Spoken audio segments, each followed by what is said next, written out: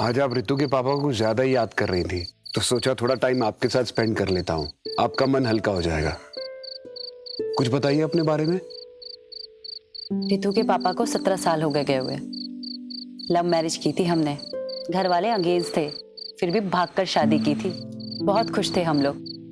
आपको पता है, मैं घर से दूर रहती थी, फिर भी मेरा बहुत ख्याल रखते थे वो।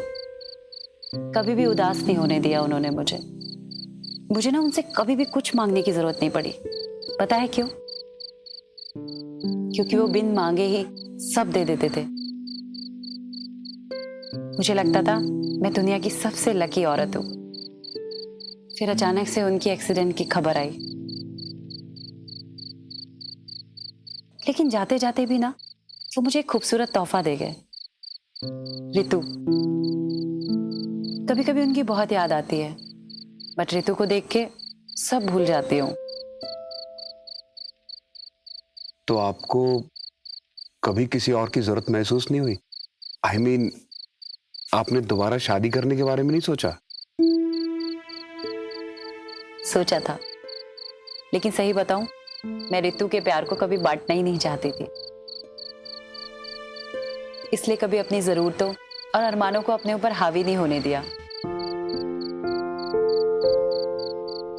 खैर मेरी छोड़िए, अपनी बताइए ना, आपने भी तो कभी शादी नहीं की।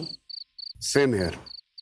हमारी अरेंज मैरिज थी, लेकिन मेरे और सुधा के बीच ऐसी बॉन्डिंग थी जैसे हम दोनों एक दूसरे को कई जन्मों से जानते हो। उसे पाने के बाद मुझे ऐसे लगा जैसे मुझे सब कुछ मिल गया है। उसका मुस्कुराता हुआ चेहरा देखकर मैं अपने हर दुख, हर दर्द को भूल जाया करता था। क्या कुछ नहीं किया उसने मेरे लिए। वो मां बनना चाहती थी, लेकिन मुझे ऐसा लगता था कि अगर हमारा अपना बच्चा हो गया तो मेरा और सुधा का प्यार संजय के लिए बढ़ जाएगा। इसलिए मैं अपना बच्चा नहीं चाहता था, और उसने इस बात में मेरा साथ दिया। लाखों में एक थी वो। आज भी ऐसा कोई दिन नहीं जाता जब उसका मुस्कुराता हुआ चेहरा मेरी आंखों के सामने ना आए।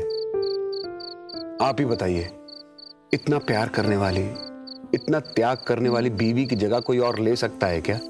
वाकई में आपकी बीवी तो मिसाल थी, लेकिन कोई तो होगा ना जो आपकी भावनाओं को समझ सके, आपको समझ सके।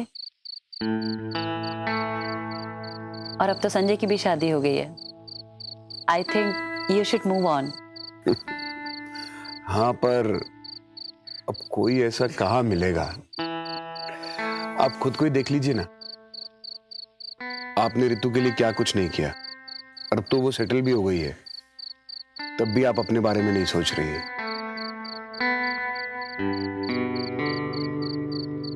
आई थिंक आप सही कह रहे हैं।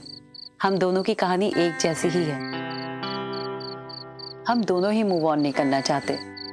शायद हमें आदत हो गई है ऐसे तन्हा रहने की।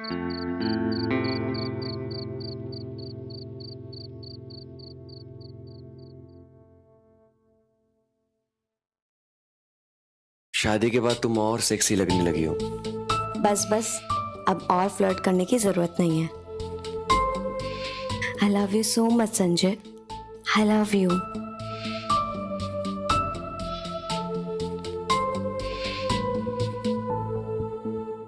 अच्छा विजय जी, बहुत रात हो गई है, सोने का टाइम हो गया। Good night. Good night.